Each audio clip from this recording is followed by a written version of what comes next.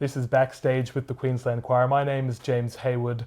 This is a rather sentimental episode of Backstage, in fact. Our concert in May, Baroque Spectacular, will be our musical director Kevin Power's final concert.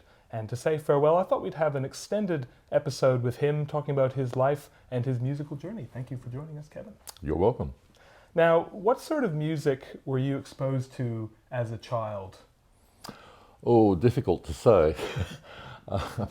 There wasn't a lot of music to be exposed to back in those days. I mean, this is pre the existence of FM radio. The only sort of classical music was on 4QG, but 4QG also broadcast Parliament and the news and sporting events and women's programs and comedy and drama. So there were a few sessions each day.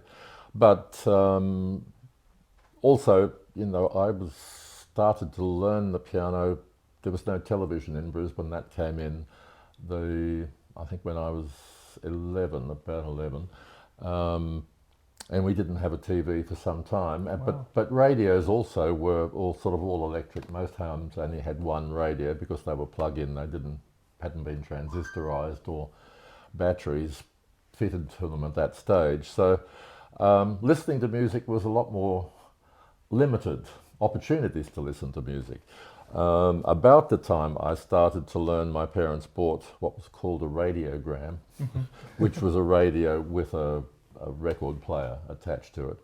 And they then bought a couple of LPs, but LPs were fairly expensive, and my parents' tastes certainly weren't in classical music. The one thing that I did listen to a lot was an LP of Winifred Atwell, whom you may know of, was a very famous West Indian pianist. Yes. And I listened to that a lot. It wasn't her on her other piano, which was basically ragtime, but it was on a proper grand piano with orchestral accompaniments. So that would have been the first thing I listened to.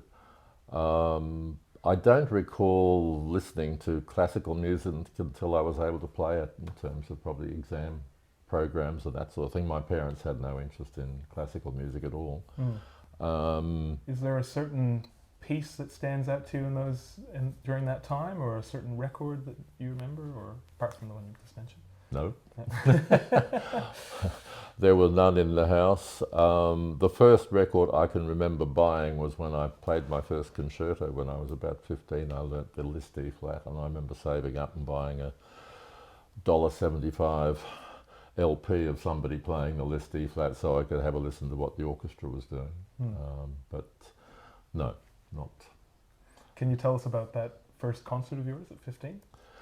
Well, I learnt the concerto to play in the concerto competition. I didn't get to play it with the orchestra, but it was a big thing to be learning a concerto. And I did buy another recording of it just after that by Sviatoslav Richter, which is a famous recording of the two Liszt concertos with him. And that would have been the first time I bought a record because of a pianist.